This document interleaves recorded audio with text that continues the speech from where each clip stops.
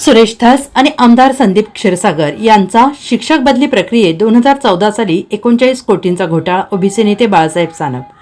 बीड जिल्ह्यात 2014 साली जिल्हा परिषद शिक्षक आंतरजिल्हा बदलीमध्ये तत्कालीन मंत्री सुरेश धस, जिल्हा परिषद अध्यक्ष सय्यद अब्दुल्ला, जिल्हा परिषद शिक्षण सभापती आमदार संदीप क्षीरसागर यांनी तब्बल 39 कोटी रुपयांचा घोटाळा केल्याचा आरोप ओबीसी नेते बाळासाहेब सानप यांनी केला.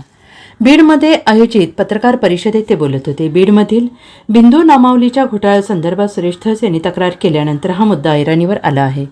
2014 ते 24 पर्यंत बिंदू नामावलीचा प्रश्न कुठेही निघाला नाही. मात्र आता आमदार सुरेश धस यांनी हा प्रश्न उपस्थित करून जाती तेढ निर्माण करत आहेत. धस यांनी राज्याच्या मुख्यमंत्री आणि उपमुख्यमंत्र्यांची दिशाभूल केल्याचा आरोप यावेळी करण्यात आला. या प्रश्नावर येत्या मंगळवारी मुख्यमंत्र्यांसह उपमुख्यमंत्री मंत्री अतुल सावे आणि ग्रामविकास मंत्र्यांची भेट शिक्षकांचे शिष्टमंडळ घेण्याचे सानप यांनी म्हटलं आहे.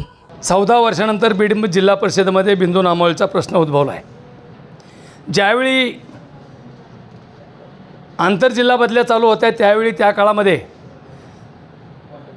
14मध्ये ज्यावेळी सगळे शिक्षकांनी मागणी केली बीड जिल्ह्यामध्ये आम्हाला यायचं आहे परत सगळ्या वेगळ्या जिल्ह्यामधून, त्यावेळी राज्याचे मंत्री सुरेश धस होते, इथं आबू शेठ होते जिल्हा परिषदेचे अध्यक्ष, आणि संदीप क्षीरसागर जिल्हा परिषदचे शिक्षण सभापती होते.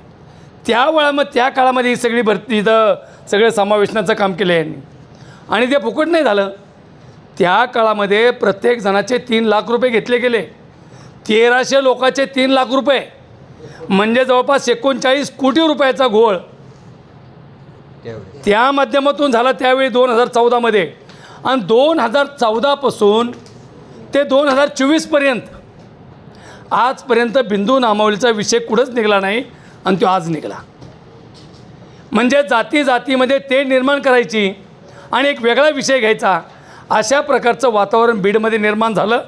अरे पण ज्यावेळी आणले तुम्हीच घेतले, आणि आज तुम्ही बिंदू नामावलीचा विषय घेत असताना राज्याच्या उपमुख्यमंत्र्याची तुम्ही दिशाभूल करताय, राज्याच्या मुख्यमंत्र्याची दिशाभूल करताय.